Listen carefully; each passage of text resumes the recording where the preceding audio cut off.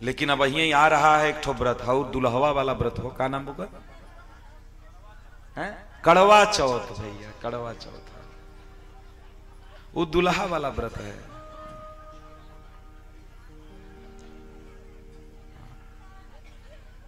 सब लोग जिसको देखो वही साल भर डंडा मारेंगी और एक दिन आरती उतारेंगी।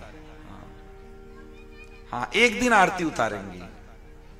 उसी दिन बेचारा पति अपने आप को समझ पाता कि हम पति हैं, उसी दिन उसको लगता है, एक दिन अनुभूति होती है कि हम पति हैं।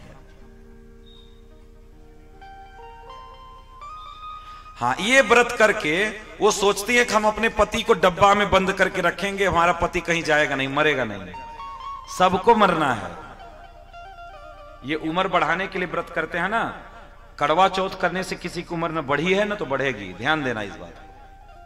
अगर आप बढ़ाना चाहती हैं उम्र, अपने पति को कहो कि रोज 1 घंटा भगवान के नामों का जप करें। अगर आप अपनी उम्र बढ़ाना चाहती हो तो 1 घंटा रोज जप करो। 30 दिन में 30 घंटा हुआ, यानी 1 महीने में 1 दिन आपका बढ़ गया। 1 घंटा जब आप जप करते हैं ना, तो जब तक हमारा कांटेक्ट भगवान से होता है, संपर्क हमारा भगवान से होता है, जब तक हम भगवान के नामों का जप करते रहते हैं, उस समय काल का प्रभाव हमारे ऊपर नहीं पड़ता। उस समय काल का प्रभाव नहीं पड़ता। जैसे अगर जीवन में हमने 60 घंटे भजन कर लिया, 60 घंटे, मान लो 48 घंटे भजन किया, तो आप अगर 30 दिन जीने वाले हैं तो आप 32 दिन जिएंगे, 32 दिन जिएंगे। अगर आपने 48 घंटे भजन कर लिया तो आपकी उम्र है 30 दिन, तो आप डायरेक्ट 32 दिन जिएंगे। 2 दिन आपके जीवन में बढ़ गया। आयु कैसे बढ़ती है जानना तो पड़ेगा हमको ना।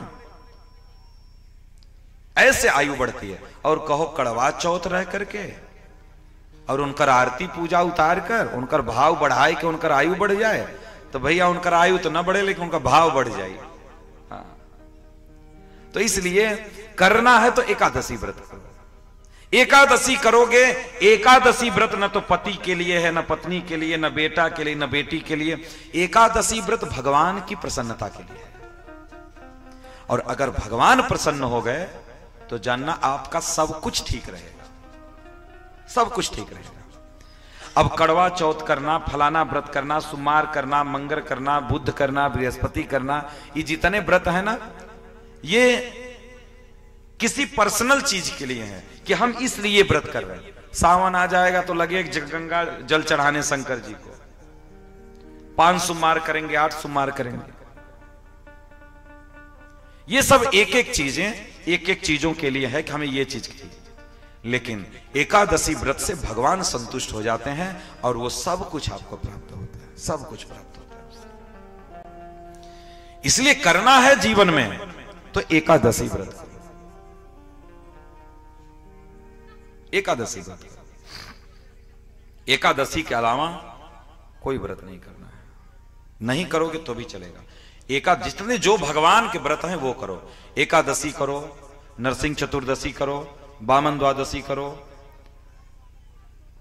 जन्माष्टमी करो, रामनवमी करो, ये सब व्रत आप करो जितने भगवान के हैं। देवी देवताओं का व्रत करके कोई लाभ मिलने वाला नहीं, कोई लाभ नहीं मिलेगा।